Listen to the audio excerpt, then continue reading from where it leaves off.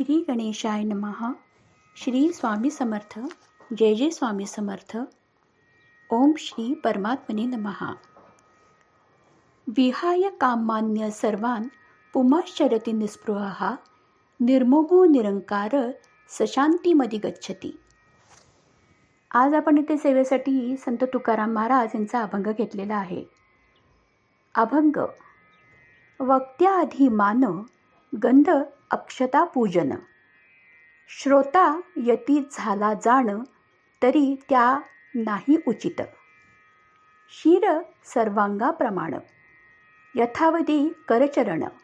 धर्माचे पाळण सकळ सत्य करावे. पट्ट पुत्र सांभाळी पिता त्याची आज्ञा पाळी. प्रमाण सकाळी ते मर्यादा करावी. वरासनी पाषाण तो न मानावा सामान्य. ये र उपकरणे सोनियाची परिनीच. सोनियाचा पैंजण मुकुटा माझी तैसा हीण. जयाचे कारण तया ठाई अलंकार. सेवका स्वामीसाठी मान त्याचे नाम त्याचे धन. तुका म्हणे जाण तुम्ही संत यदर्थी.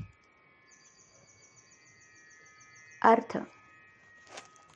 परमार्थाविषयी बोलणाऱ्यास अगोदर गंध फुल अक्षदा वाहून त्याला पूजेचा मान दिला पाहिजे. श्रोता जरी संन्यासी असेल तरी वक्त्याच्या आधी त्याचा मान सन्मान करू नये. ज्याप्रमाणे देहामध्ये मस्तक श्रेष्ठ आहे म्हणून त्याचे पूजन प्रथम करावे, नंतर क्रमशः हातपाय यांचे पूजन करावे असा धर्मादेश आहे आणि तोच सर्वांनी पाळावा. ज्याप्रमाणे पुत्र वयाने जरी बापापेक्षा लहान असला आणि तो राजाच्या गादीवर जाऊन बसलेला असेल तर बापांनी त्याची आज्ञा पाळली पाहिजे. त्याप्रमाणे संतांचे वय न पाहता श्रेष्ठत्व पाहावं आणि त्यांनाच प्रमाण मानावे. देवाची मूर्ती जरी पाषाणाची असेल तरी ती देव्हाऱ्यातच ठेवावी. देवाची उपकरणं सोन्याची असली तरी ती खाली ठेवावी. देव्हाऱ्यात ते फक्त देवच ठेवले जातात, मौल्यवान भांडी नव्हे. एकानं सोन्याचे पैंजण केले आणि काचेचा मुकुट केला तरी पैंजण पायातच आणि मुकुट डोक्यावरच घातला पाहिजे. जेथल्या तिथे अलंकार त्या ठिकाणीच घातला पाहिजे. तिथल्या तिथेच तो शोभूनही दिसतो.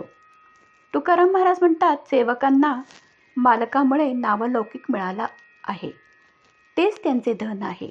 त्याचप्रमाणे संत हो, तुम्ही मालक आहात, मी तुमचा सेवक आहे असे इथं संत तुकाराम महाराज नम्रपणे परमेश्वराला म्हणत आहे.